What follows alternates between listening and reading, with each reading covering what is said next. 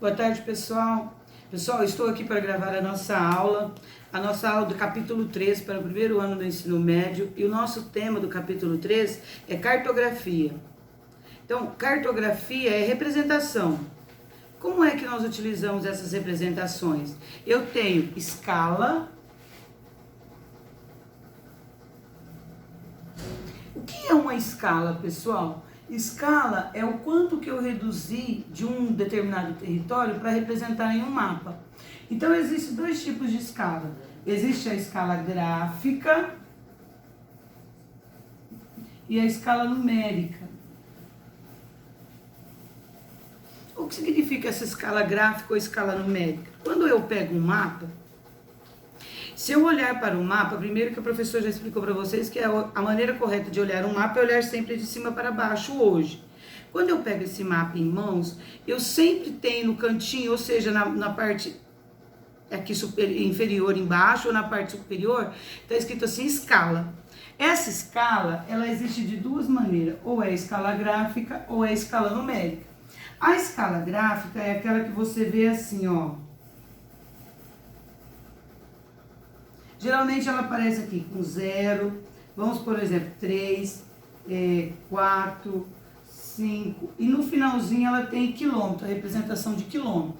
O que significa isso? Significa que o meu mapa foi reduzido, o que era em quilômetros, eu transferi para centímetro. Aí vocês precisam usar aquela unidade de medida, decímetro, centímetro, milímetro, quilômetro, hectômetro, que vocês já aprenderam em matemática. Eu preciso fazer a conversão? No caso da escala gráfica, não. Você pega a sua régua e meça. Daqui a aqui, ó, tem 1 centímetro geralmente. Se daqui a aqui equivale a 1 centímetro, você tem que entender que a cada 1 centímetro da sua régua equivale a 5 quilômetros, na verdade. Então, se eu tenho uma escala gráfica no mapa e essa escala está assim, ó, vou dar um exemplo, 200, 0, 500, 1000 quilômetros. Significa que a cada 1 centímetro da minha régua aqui equivale a 1000 quilômetros quando eu começo a percorrer. Lembrando que essas representações, elas são sempre aproximadas. Por quê? Quando eu estou fazendo no mapa, eu meço no mapa a distância de um ponto a outro, eu não estou considerando o relevo, eu não estou considerando a região montanhosa, a região acidentada ou o rio. Então, por isso que a distância ela é sempre aproximada. Isso é uma escala gráfica. Quando eu penso na escala numérica, ela vem diferente. Ela vem assim, ó. 1.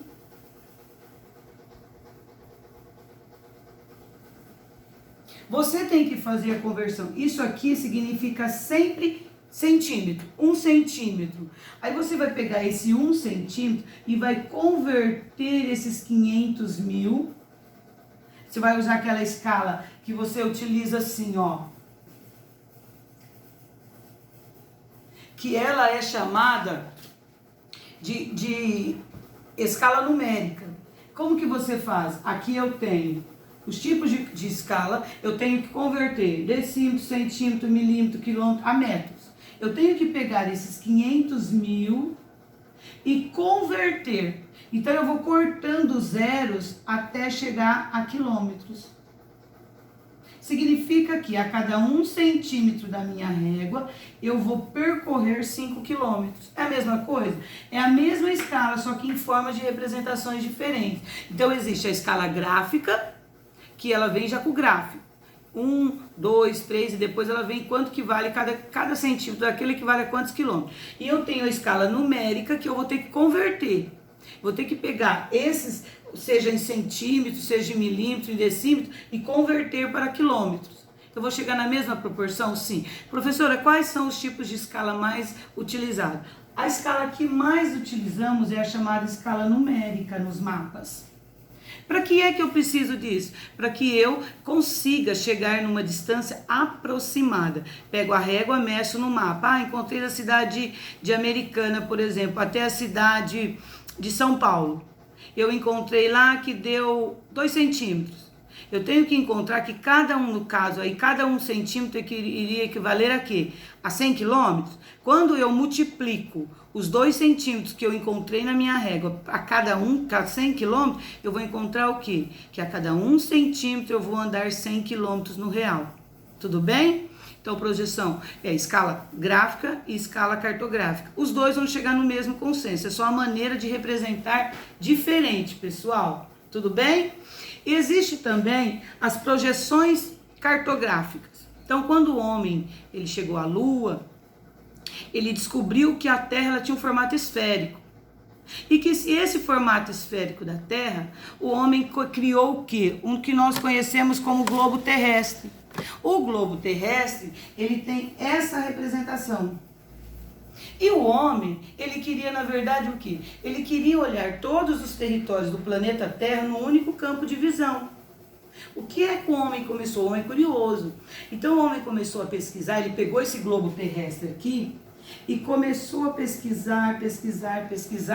Então o que ele fez? Ele pegou o globo terrestre e colocou dentro de um cone. Quando ele colocou isso aqui dentro de um cone, ó, e ele captou essa imagem, na verdade ele conseguiu só esse campo de visão. Então, essa é a conhecida projeção cônica. Não funcionou. Por que a projeção cônica não funciona? Porque ela só tem esse campo de visão. Aí o homem, que é intrigante, ele pegou o globo terrestre e colocou sobre uma superfície plana. O que ele fez? Colocou o globo terrestre aqui, ele captou a imagem. O que significa? Foi feita uma foto. Essa foto, ela só visualizava esta parte aqui. Esse tipo de projeção não funcionou. Por que ela não funcionou? Porque ela destoa do real. Como que ela destoa do real, pessoal? Quando eu pego essa imagem do globo terrestre, coloco aqui, eu estou projetando. Na verdade, esse tipo de projeção ficou conhecido como projeção azimutal. É com um único campo de visão. Eu tenho a visão, seja do sul ou que fosse do norte. Ela é distorcida. Aí o homem ficou intrigante, pegou o globo terrestre e colocou dentro de um cilindro. Então eu pego um cilindro e coloco o globo terrestre aqui dentro. Quando eu coloco esse globo terrestre dentro de um cilindro, eu vou captar a imagem. Então eu vou captar todo esse campo de imagem. Então aí ele tem essa visão aqui, ó, que ele só perde aqui no extremo norte e aqui no extremo sul. Essa é a projeção mais utilizada, porque quando você vê hoje um planisfério, quando você vê a representação do planeta Terra, ela tem esse tipo de projeção, que é a imagem que foi captada aqui dentro do cilindro, da projeção cilíndrica. Então eu só perco as informações aqui do extremo norte e aqui do extremo sul. Qual é a projeção que a gente mais utiliza, pessoal? É a projeção cilíndrica. Por quê? Eu tenho todo o campo de visão. Quando você pega um mapa hoje e você tem a representação, olha, a professora está aqui com a apostila de vocês, ó. Essa é a representação mais utilizada. Essa aqui é a projeção azimutal. Ela só dá destaque aqui, ou ao extremo norte ou ao extremo sul. Quando eu pego essa projeção, é a projeção chamada projeção cônica. Ela só tem, olha aqui a imagem, ela é distorcida. Quando eu pego a projeção cilíndrica, ela é a mais utilizada. Por quê? Eu só perco as informações que estão lá no extremo norte ou lá no extremo sul. Tem algumas distorções? Tem, mas é a mais próxima do real. Então a projeção mais utilizada é a projeção cilíndrica. Quando eu penso em representação, eu posso representar várias coisas num mapa.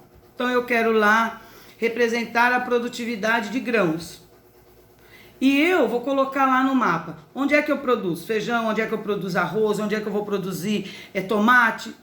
Existe algo que chama dentro das nossas representações legenda. O que é uma legenda? Então eu tenho uma legenda, pessoal. A legenda de um mapa, ela serve quando você pega um mapa, ó. Eu tenho aqui no cantinho do meu mapa algo escrito legenda. Aí eu tenho, por exemplo, Uma representação eu escrevo feijão. A outra eu faço um círculo, represento arroz. A outra eu faço um quadrado, eu represento amendoim e assim por diante. Então, eu olho no cantinho do mapa. Se eu vejo uma legenda, aí eu vou lá no mapa real, eu vou no mapa, toda a representação que eu vejo ali na legenda, eu estou falando em relação ao mapa. Por exemplo, toda vez que eu ver, no caso, o círculo dentro do meu mapa, eu vou estar falando da produção de arroz. Todas as vezes que eu ver um quadrado, eu vou estar falando da produção de amendoim. O homem foi descobrindo maneiras de representar dentro do mapa, mas de uma maneira pequena, de uma maneira reduzida. Eu posso também provocar algumas distorções no mapa? Posso. Essas distorções são chamadas de anamorfose. Olha o que é uma anamorfose, pessoal. Eu quero representar algo no meu mapa, mas eu quero dar destaque a alguma coisa. Por exemplo, esse mapa aqui está falando das emissões mundiais de dióxido de enxofre. Quando você bate os olhos, você consegue observar que aqui, na América do Norte, é onde está a maior concentração de liberação de dióxido. Então, a anamorfose nada mais é do que você distorcer o mapa para dar destaque a um assunto principal. Pessoal, eu gostaria que vocês acessassem a internet, que vocês verificassem lá os desenhos com anamorfose, que vocês verificassem as representações cartográficas. Se a professora estivesse aí no presencial com vocês, a professora teria levado a sala de vídeo, teria mostrado tudo. Espero que vocês tenham entendido. Aqui o meu espaço está pequeno, mas os tipos de representação. Qualquer dúvida que vocês tiverem, entre em contato comigo através do WhatsApp e eu vou tentar esclarecer da maneira mais clara possível. Terminando isso, eu gostaria que vocês fizessem uma pesquisa, e essa pesquisa será entregue quando nós retornarmos, de 3 tipos específicos de mapas que têm representação de anamorfose. Tudo bem? Então, você vai fazer 3 mapas com 3 anamorfoses diferentes. Significa o quê? Ah, professora, eu pesquisei a anamorfose do crescimento populacional. Você vai me trazer o mapa. Quando eu olhar para esse mapa, eu vou saber que eu estou falando de o quê? Representação populacional. Eu distorci o mapa para representar um assunto específico. Depois, eu quero que vocês façam também todos os exercícios de aprofundamento. Só os exercícios de aprofundamento, professora? Sim, eu vou exigir só esses numa folha à parte. Tudo bem, pessoal? Eu espero que vocês tenham gostado e que as dúvidas eu consiga resolver aí através do WhatsApp. Um grande abraço, fiquem com Deus.